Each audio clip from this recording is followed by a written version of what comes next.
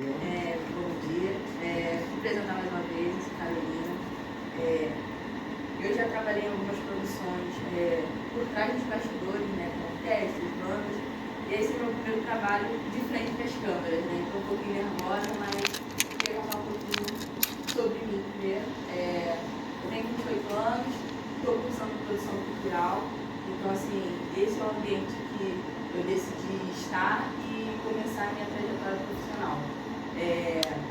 Esse projeto foi o Cine Delas, que está voltado, foi feito por mulher para mulheres, né? Para a gente trocar uma ideia, trocar experiências, vivências, que às vezes a gente está perto de pessoas que a gente não sabe que já teve alguma situação na vida e que às vezes não tem informação para saber praticar dentro da sua própria vida, ou então às vezes passou por alguma situação de violência, de abuso, e não tem a informação de que ela pode procurar sim ajuda, de que ela pode ter uma rede de apoio. Então esse é um momento para que nós mulheres possamos criar esse vínculo, né, e trocar ideias e vivências. Espero que vocês gostem. A gente vai estar apresentando algumas exibições com pautas voltadas em leis que foram criadas para mulheres, né? Então muita gente às vezes não sabe que existe alguma lei que possa estar auxiliando ela na sua vida. Então espero que vocês gostem, tá bom? Vou estar aqui conversando e depois, acabando a exibição, a gente pode ter esse momento de trocar uma ideia, de conversar, tá bom? Fiquem à vontade. Esse projeto do Cineclube, ele está acontecendo graças ao Governo Federal, Ministério da Cultura, Secretaria Municipal de Turismo e Cultura de São Gonçalo, Prefeitura Municipal de São Gonçalo, através da Lei Paulo Gustavo. Há uma perversidade na construção da sociedade capitalista, que é a divisão sexual e racial do trabalho. As mulheres sempre trabalham e esse trabalho é naturalizado, é como se não fosse um trabalho, não é remunerado, não é reconhecido e, no entanto, ele é fundamental para a sustentação dessa sociedade. Porque ninguém sai de casa sem algum trabalho doméstico feito antes por alguém, geralmente uma mulher. Tchau, Patrizinho. Venho de uma família de mulheres negras, fui educada por bisavó, por avó, por mãe. Aí depois veio eu e minha filha, então são 5 gerações de mulheres. E do ponto de vista da minha casa era isso, uma família de muito trabalho. Isso te torna horas, tanto que quando a gente olha a tabela do IBGE, que mostra o número de horas trabalhadas no trabalho remunerado, produtivo, o número de horas trabalhadas no que se chama de trabalho reprodutivo, que é o do cuidado, as mulheres trabalham mais horas por semana do que os homens e têm menos tempo disponível para realmente a atividade econômica tradicional.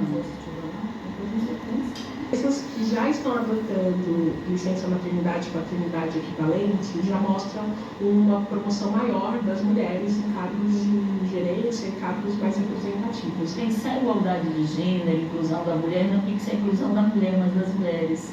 Mulheres negras, mulheres indígenas, mulheres trans, todos têm a mesma voz e o mesmo peso. Nós temos várias gerações diferentes. E aumenta a dificuldade, porque pessoas acima de 40 anos no mercado de trabalho, a exclusão é muito grande. Pessoas trans, então, essa dificuldade só se soma. Se for trans negra, pior ainda essa dificuldade. Então, é muito importante a gente reconhecer a diversidade dentro da diversidade que nós somos. Então, hoje em dia, eu dedico 50% da minha vida para o Transemprego, né, que é esse projeto de empregabilidade de pessoas trans, né, que eu milito desde 18 anos de idade. Então, eu conhecia várias pessoas com várias competências, com graduações, mestrados, doutorados, e que não conseguiam inserção no mercado de trabalho por conta de ser trans. A gente está fazendo história, porque a gente está propondo a construção de valores, de perspectivas que não eram repensados, que estavam dados. A gente acabou de ver, né, esse curta, e ele foi pautado em cima da lei de igualdade salarial, né, que é a lei de número 14.611 de 2023. Ela é conhecida como a Lei de Igualdade Salarial, estabelece aí obrigatoriamente a igualdade salarial de critérios remuneratórios entre homens e mulheres que exerçam a mesma função ou o mesmo trabalho, recebendo o mesmo valor. Eu peguei alguns dados, né, que eu achei tanto pelo IBGE, que 2023 diz que até hoje 78% do salário dos homens na mesma função que a mulher exerce ainda se torna tem um valor maior, né, salarial. As mulheres negras também, 60% ainda recebem menos que as mulheres brancas e os homens brancos, como foi citado no curso. Que ele achou que estava sendo muito moderno, muito igualitário conosco. E aí estava ouvindo uma música lá esquisita, que o cara ia tirar o cartão de crédito da mulher, um pagode. E aí ele começou a falar, né? E ele disse assim, se eu tivesse uma empresa, eu só contrataria mulheres, porque elas são mais limpinhas, mais higiênicas, ou seja, no estereótipo de que a mulher é a doméstica, ela sabe limpar as coisas, porque o homem, se ele estiver ganhando pouco, ele vai embora, a mulher não. Olha só. Aí eu virei para ele e falei assim, ué, mas ela não merece ganhar a mesma coisa que o homem? Ah, claro, sim, sim.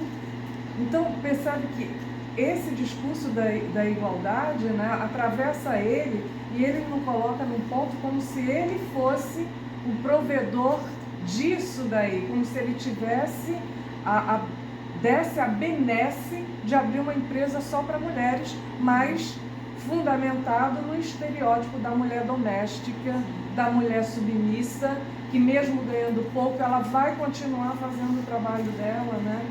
E assim, é muito doído as possibilidades que a mulher tem dentro da sociedade. E eu achei aquela fala daquela menina maravilhosa, de que ela chegou para uma entrevista e ela viu mulheres atuando por trás, né? E aí ela se olha e diz assim, eu posso também fazer isso. Quais são os nossos exemplos que a gente vê aqui? Ok, eu adoro esse tipo de tema, tá? Mas, por exemplo, é um cineclube, né? E aí é importante essa fala sobre gênero, mas eu queria também ver um vídeo sobre uma produção feminina, como exemplo disso, né? De que é um cineclube e a gente também tem que estar inserida dentro disso, né? Não é só o tema que tem que ser debatido, mas o exemplo que aquela menina precisa de que eu também posso estar produzindo alguma coisa, né? Não só atrás, mas na frente também. Esse vídeo até foi tirado de um grupo de um movimento, né, de mulheres, na qual as mulheres elas fizeram tanto a questão da produção, como ela até mesmo citou no final, né, fizeram a parte da gravação e tudo mais, para mostrar esse lado da mulher também, né, que nós mulheres podemos estar onde nós quisermos estar. Então, enquanto também, por mais que essa mulher busque ter uma espécie de autonomia, de como os espaços eles são masculinizados nesse sentido da articulação, né, da mobilização em prol da sustentação da figura desse homem.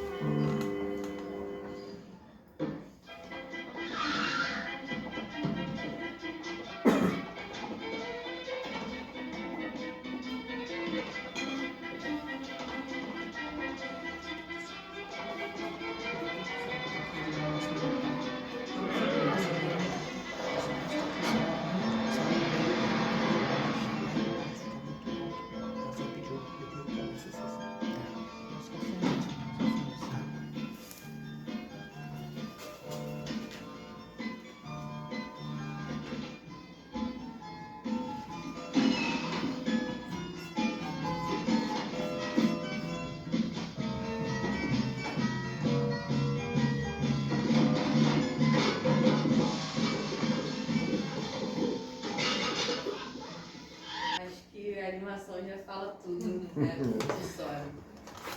que hoje faz com que a gente ache que esse sonho possa ser possível, né? Por que não ser possível? O que falta na mentalidade masculina e na feminina também de colocar os nossos direitos, fazer com que isso que ela sonhou poderia acontecer, venha acontecer de fato. Essa é a ideia que eu deixo dessa última sessão. Muitas mulheres morreram por violência, muitas mulheres sofreram violência e a partir dali começa a se definir o que é violência contra a mulher. Mas olha, milhares de anos para se definir o que é violência contra a mulher. Agora, ter leis não significa que todas as mulheres tenham a informação necessária para recorrer a essas leis. E nem que as pessoas que operam lei estejam preocupadas de fato com a situação das mulheres que sofrem violência. Daí vem o movimento. Qual a importância dos movimentos de mulheres para a construção dessas leis? Para mim, o movimento é que tensiona para que as leis, a justiça funcionem a nosso favor. Nada é de graça, não é uma dádiva. Aqui no Brasil, as leis que protegem as mulheres, que previnem, que pensam a violência que as mulheres sofrem, elas são fruto do movimento de mulheres. Muito protesto, muita bater panela, muita gritaria em frente à Lei Maria da Penha é considerado pela ONU uma das 3 leis de violência doméstica mais avançadas do mundo. Alguns avanços importantes são a nomeação e a tipificação das diferentes formas de violência, a orientação de organização das políticas públicas em todas as áreas, policial, judicial, de saúde e assistência social, e a criação das medidas protetivas de urgência e dos juizados de violência doméstica e familiar contra a mulher. Segundo a Lei Maria da Penha, é violência doméstica e familiar contra a mulher qualquer ação ou omissão baseada no gênero que lhe cause morte, lesão, sofrimento físico, sexual ou psicológico e dano moral ou patrimonial. Eu lembro de ter participado como militante do movimento de audiência pública aqui em São Paulo para discutir propostas para a elaboração dessa lei. Nesse curso a gente falou mais sobre a questão dos outros direitos que nós mulheres possuímos e muitas das vezes nem tem essa informação, né? Eu peguei também mais algumas outras leis que não foram citadas ali, né? A Lei 14.550, que é a proteção imediata à mulher quando ela denuncia uma violência doméstica. Tem a Lei 14.541, que garante o funcionamento ininterrupto de delegacias especializadas no atendimento à mulher. A Lei 14.538, que garante o direito da mulher à troca do implante mamário, colocando a razão de tratamento do câncer. Então, são muitas leis que, às vezes, a mulher que está, assim, às vezes, do nosso lado, passando por uma situação, não sabe que ela tem direito. Então, é muito bom a gente ter essa troca e que a gente venha passar, né, essas informações, ou até mesmo, não sei como é que é a questão de vivência de cada um, às vezes já passou, ou tem algum conhecido que está passando por alguma situação de violência, seja ela psicológica, física, e a gente possa estar orientando, né, e levando essas informações para essas mulheres. Sancionou a Lei nº 11.340, mais conhecida como Lei Maria da Penha. Além de seu reconhecimento nacional e internacional, Maria da Penha conta sua história de vida e alerta sobre a violência doméstica e familiar contra a mulher por meio de palestras, seminários e entrevistas para jornais. Muitos projetos de lei tentaram enfraquecer a Lei Maria da Penha, mas devido à ação conjunta de Maria da Penha com movimentos feministas e instituições governamentais, essa lei nunca sofreu retrocessos. Que a lei ela existe, mas ela também precisa passar pela mão das pessoas que estão à frente atendendo aquelas mulheres violentadas para fazer acontecer. E aí a gente esbarra lá no primeiro assunto, que muitas vezes é atendida por homens machistas. Sim. E que não estão dando real valor àquilo ali, que às vezes é um cara que já bateu na mulher, que já bateu na ex-namorada, que acha certo, que dependendo da fala da mulher, ainda pensa que tipo, é merecido, bem feito. Então, assim, pra gente encerrar, eu queria mais uma vez agradecer a presença de todos, né? E esse projeto não seria possível graças ao Governo Federal, Ministério da Cultura, Secretaria Municipal de Turismo e Cultura de São Gonçalo, Prefeitura Municipal de São Gonçalo, através da Lei Paulo Gustavo. Então esse foi o Cine Delas. Espero que a gente possa ter outros espaços, né, para a gente estar abordando esses temas femininos, na qual eu sinto falta, né, na nossa região, né, de um espaço que dê voz para nós mulheres, né? E foi um prazer, né, ter essa manhã com vocês, esse dia incrível. Tá bom?